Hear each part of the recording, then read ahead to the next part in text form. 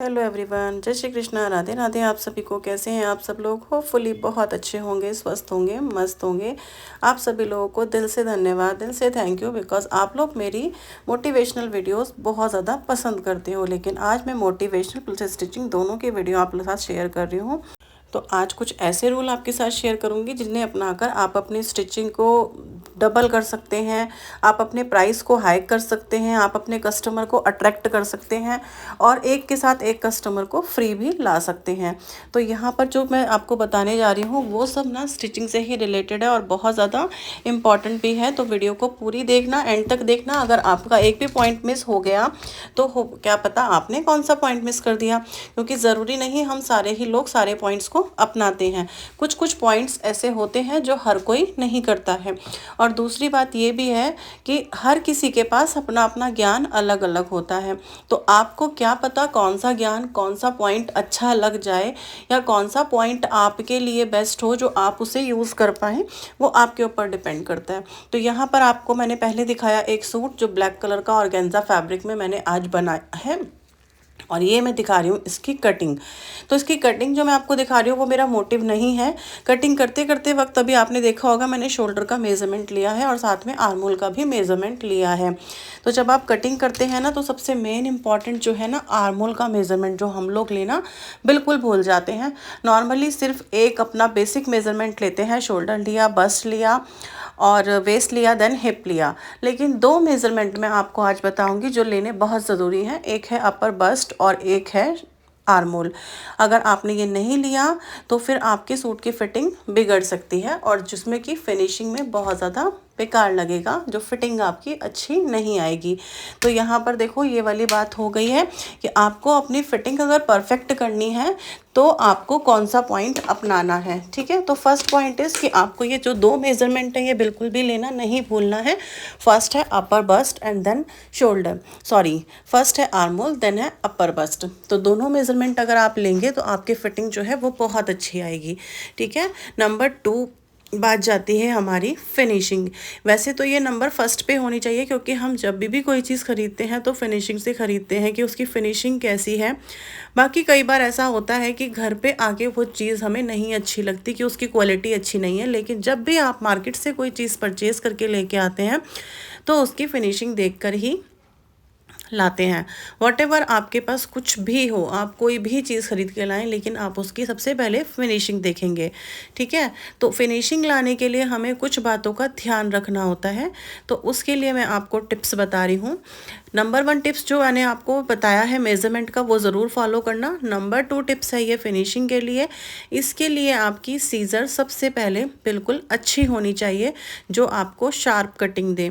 Sharp cutting देगी तो ही आप उसकी अच्छे से कटिंग कर पाएंगे, और जब कटिंग अच्छी होगी तो फिनिशिंग अपने आप आ जाएगी। क्योंकि आपकी अगर कैंची अच्छी नहीं चलती ना तो आपकी कटिंग में कट कट कट कट ऐसे लगे हुए आते हैं, तो फिर वो अच्छा नहीं लगता देखने में बिल्कुल भी।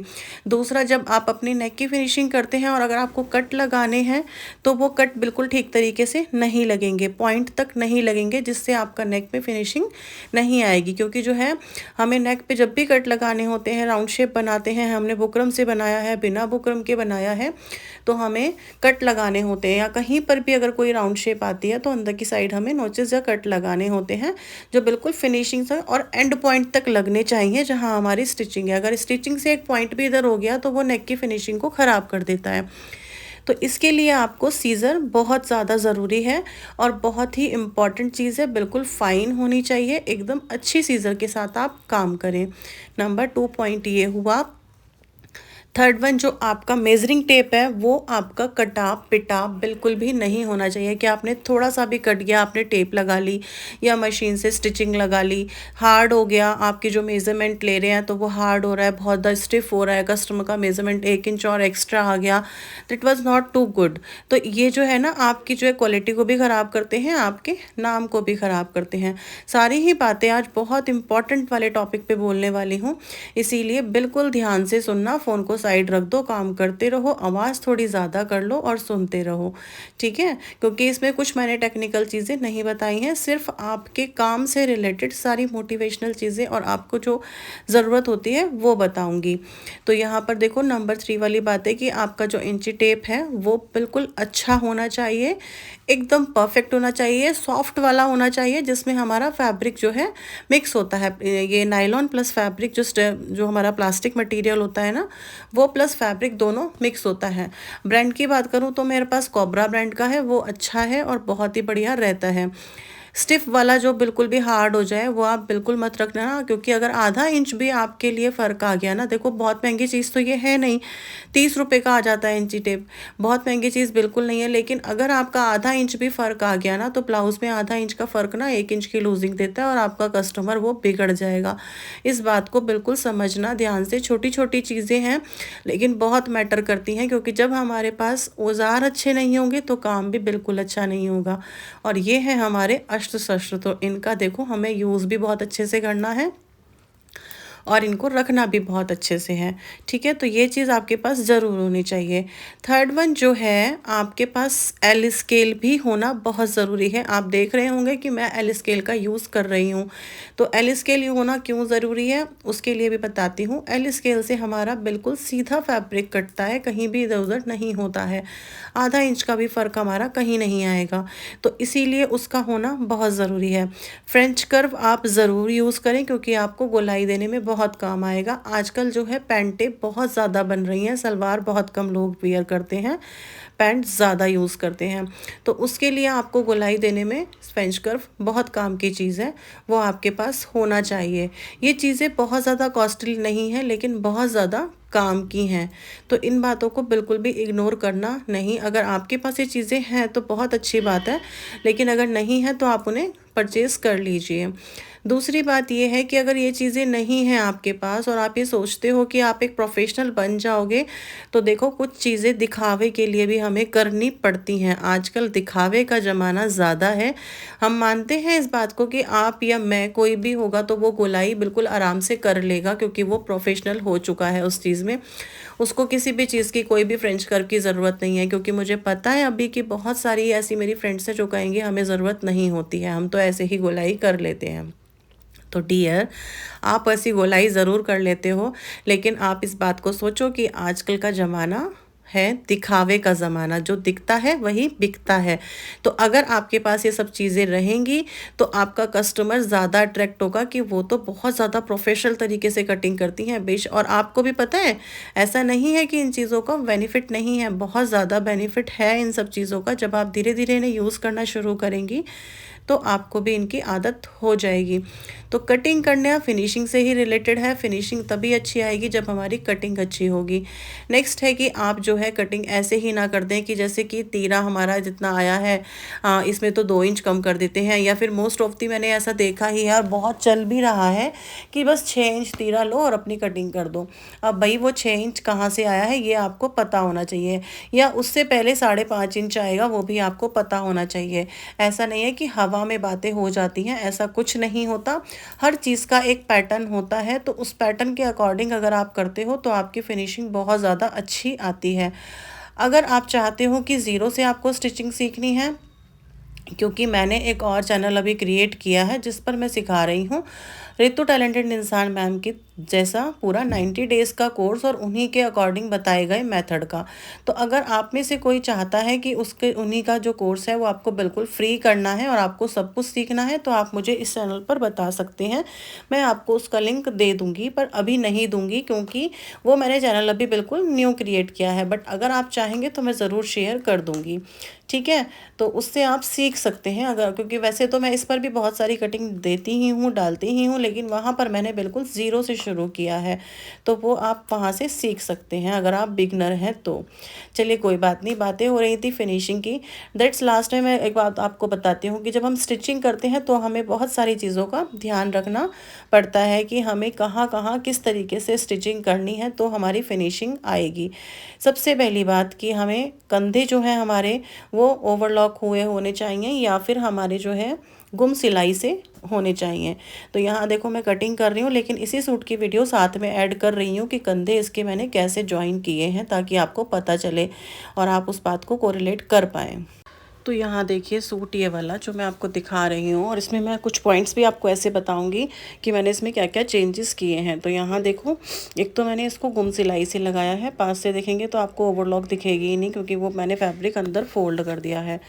दूसरा है कि जितना फैब्रिक आपका साइड में प्रिंटेड है, और दूसरी साइड भी उतना ही प्रिंट बचना चाहिए। मीन्स कहने का कि ये जो है वो पैनल बिल्कुल सेंटर में आना चाहिए, थोड़ा सा भी इधर उधर ना हो। ठीक है, कई बार हम कटिंग करने में गलती करते। थर्ड वन आप देखोगे, नेक मैंने पलट के फिनिश किया है, लेकिन स्टिचिंग जो है वो मैं बता रही हूँ पूरी नीचे तक लगा दी है। ठीक है, क्योंकि ब्लैक कलर है तो दिखाई नहीं दे रहा है बैक से, इसलिए मैंने आपको इस तरीके से बताया है। तो इससे लगाने से क्या होता है कि हमारा फैब्रिक ना कई बार जो हो अस्तर वाला फैब्रिक है वो बाहर की साइड दिखने लगता है, जो कि दिखने में बिल्कुल अच्छा नहीं लगता। तो जहाँ पर ये बीच बीच में आपकी एम्ब्रॉयडरी आ रही थी, वहाँ पर वो एम्ब्रॉयडरी के ऊपर सिलाई बिल्कुल भी नज़र नहीं आएगी। इस तरीके से मैंने उस सिलाई को लगा दिया है। तो ये टिप बहुत काम की, और आजकल मैं इस टिप को बहुत ज़्यादा यूज़ कर भी रही हूँ। ये छोटी छोटी टिप्स हैं, लेकिन बहुत ही ज़्यादा अच्छी टिप्स हैं, जो हमारी फिनिशिंग में बहुत बहुत काम आती हैं। तो इन टिप्स को फॉलो करके आप क्या कर सकते हैं, आप देखो, जब हम कोई भी सामान को परचेज़ करने के लिए बाहर जाते हैं, तो जैसे मैंने आपको पहले बताया कि हम सिर्फ उसकी फिनिशिंग देखकर लेकर आते हैं, है ना। बाकी उसकी क्वालिटी कैसी निकलेगी वो हम यूज़ करने पर हमें पता चलता है, पहले हम उस बात को नहीं ध्यान देते। तो भाई अगर हमें अपनी पास कस्टमर्स को अट्रैक्ट करना है, तो सबसे पहले हमें फिनिशिंग अच्छी देनी पड़ेगी, और उन सब चीज़ों के लिए आपको इन सब टिप्स का यूज़ ज़रूर करना होगा।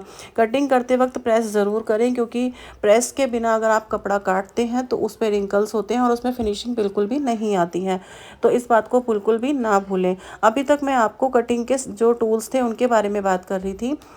जो मैंने स्टिच किया है वो भी मैंने आपको दिखाया कि वो कैसे कैसे स्टिच करना चाहिए। ठीक है, तो वो चीज़ें भी आप ज़रूर माइंड में रखें।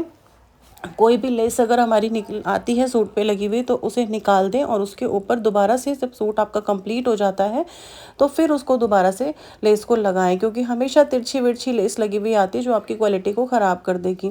आप अपनी अगर क्वालिटी पर ध्यान देंगे तो आपके पास क्वांटिटी अपने आप आ जाएगी, क्योंकि एक के साथ एक कस्टमर अट्रैक्ट करने की यही टेक्निक्स होती हैं कि जब आप काम अच्छा देंगे, फिनिशिंग अच्छी देंगे, तो देखो डाउट है ही नहीं कि आपकी फ़िटिंग अच्छी नहीं आएगी। क्योंकि जो इंसान फिनिशिंग अच्छी दे सकता है वो अपनी फ़िटिंग पर पहले ध्यान देगा, और पहले अपनी फ़िटिंग को अच्छा करेगा, उसके बाद ही आप वो फिनिशिंग पर ध्यान देगा। लेकिन मैं कहती यही हूँ हमेशा कि फ़िनिशिंग सबसे ज़्यादा मस्ट होती है, कि फ़िनिशिंग आप करेंगे तो फिटिंग अपने आप आ जाएगी। इस बात पर ज़ोर दीजिएगा, ध्यान दीजिएगा, और आपको मेरे कौन से पॉइंट्स अच्छे लगे हैं वो ज़रूर बताइएगा, क्योंकि ये बहुत बहुत ज़्यादा इम्पॉर्टेंट पॉइंट हैं कस्टमर अट्रैक्ट करने के लिए भी, अपने पास काम ज़्यादा आने के लिए भी, और फिटिंग फिनिशिंग के लिए भी। मतलब कि अगर आप अपना होम बुटीक को चलाती हैं तो ये पॉइंट्स अगर आपने नहीं यूज़ किए तो आप अपना होम बुटीक चलाने में फ़ेल हो जाएंगे, या फिर वही बस कि एक आया कभी सिल दिया, कभी नहीं आया तो कभी नहीं सिला, वो वाली सिचुएशन होगी। अगर आप चाहती हैं रेगुलर बेसिस पे काम आए, बहुत अच्छा आए, तो आपको ये पॉइंट्स देखो फॉलो करने ही होंगे। देन आपको देखो, अगर कस्टमर को अट्रैक्ट करना है तो उससे नाइसली बात करनी होगी। नाइसली आपका जो बोलने का तरीका होना चाहिए वो ऐसा कि उससे कस्टमर अट्रैक्ट हो जाए कि हाँ आपके पास दोबारा आए। बहुत बार मैंने आपको पहले भी बताया है, फिटिंग फिनिशिंग और साथ में अपने एक फ़ैशन की जानकारी हमेशा अपने पास रखें कि क्या फ़ैशन चल रहा है। भले ही कस्टमर आपसे ना बनवाए, लेकिन आपको उसकी जानकारी ज़रूर होनी ही चाहिए, क्योंकि आपको कस्टमर को बताना है। आप एक पॉइंट अगर एक्स्ट्रा बताएंगे तो कस्टमर को अपने आप ही फील होता है कि हाँ आपको कुछ नॉलेज है उस चीज़ की, तभी आप उसको बता पा रहे हैं।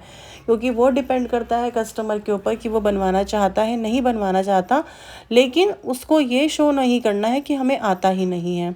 ठीक है, ये शो अगर आपने कर दिया ना तो कस्टमर अपने आप ही आने बंद कर देंगे। पहले आपके पास एक कस्टमर आया, उसको अच्छा लगा, देन वो दूसरे को लेकर आएगा, दूसरे को अच्छा लगेगा, वो तीसरे को लेकर आएगा। इसी तरीके से हमारी चेन चलती है। होम बुटीक वाली सभी लेडीज़ का काम, सभी मेरी बहनों का काम ऐसे ही चलता है कि हम एक से दूसरी चेन पर जाते रहते हैं, लेकिन वो हमें करना किस तरीके से है वो हमें आना चाहिए। तो आज की टिप्स आप लोगों को कैसी लगी हैं ज़रूर बताना, और मेरी वीडियो को यहाँ तक देखने के लिए आपका बहुत बहुत धन्यवाद, सभी का शुक्रिया। आज के लिए इतना ही, कल फिर मिलूँगी एक और नई मोटिवेशनल वीडियो के साथ। ठीक है, तो चलिए आज की वीडियो का यहीं पर समापन करते हैं। एंड हो गया भाई इस वीडियो का। आपको अच्छा जो भी लगा है कमेंट ज़रूर कर देना, वीडियो को लाइक कर देना ताकि आपकी हाज़िरी लग जाए। अटेंडेंस लगवाए बिना बिल्कुल भी मत जाया करो, क्योंकि फिर मुझे नहीं पता चलता कि किस किस ने वीडियो देखी है। आपने जितना टाइम दिया है उतना टाइम मुझे बताकर जाओ कि हाँ हमने इतना टाइम आपको दिया है ना। मुझे भी पता होना चाहिए ना कि आपने किस किस ने मेरे को टाइम दिया है। तो ये तो देखो आपको अटेंडेंस लगाने से पता चलेगा। आप बिल्कुल भी फ्रेंडली होकर अपने अटेंडेंस लगाइए और अपना काम स्टार्ट कीजिए। आपका दिन शुभ रहे। Bye bye. Thank you so much for watching this videos.